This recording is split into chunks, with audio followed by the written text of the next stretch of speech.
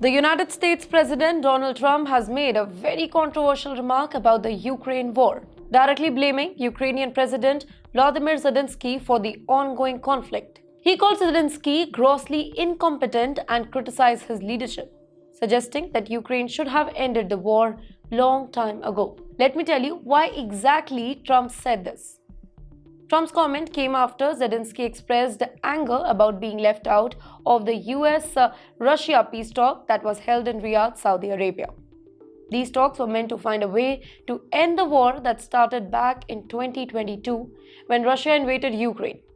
But Ukraine was not invited, leading Zelenskyy to reject any deal that was made without Ukrainian involvement. Trump dismissed Zelenskyy's complaint, saying that Ukraine had already been in the war for 3 years now and they should have ended it. He also hinted that Zelenskyy could have avoided the war by negotiating with Russia earlier. Trump said, "You should have never started it. You could have made a deal." Talking about the meeting, then Trump also hinted that he might meet with Russian President Vladimir Putin soon to talk about ending the war. In the past, Trump has claimed that he has the power to end the conflict very quickly because he was in direct contact with both Putin and Zelenskyy. However, US Secretary of State Marco Rubio, who was part of Riyadh talk, said that there was no confirmed date for Trump-Putin meeting yet. He also said that while Ukraine and its European allies would be consulted, Russia's involvement was very important for any real peace deal.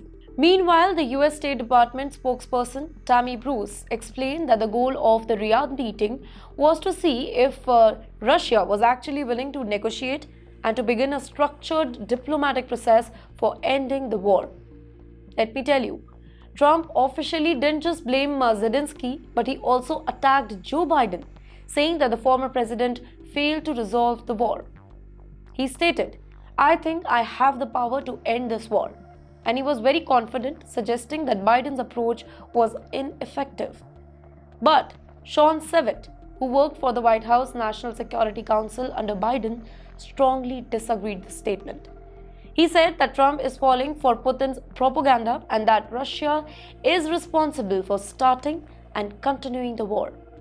He said Putin invaded Russia unprovoked and committed war crimes, adding that Trump is ignoring the real fact about the war. During his speech, Trump also urged Ukraine to hold elections, saying that it was an integral issue and not about Russia's invasion. He said, "That's not a Russian thing. That's something coming from me and many countries." But what does that mean? Well, Trump's comments have caused a huge reaction because they blame Ukraine for a war that was started by Russia.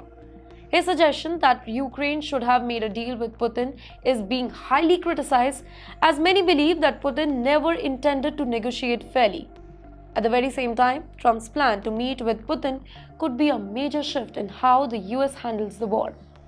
If Trump pushes for peace talk but excludes Ukraine, it could create tension between the US, European allies, and Ukraine. Let's conclude the thoughts now.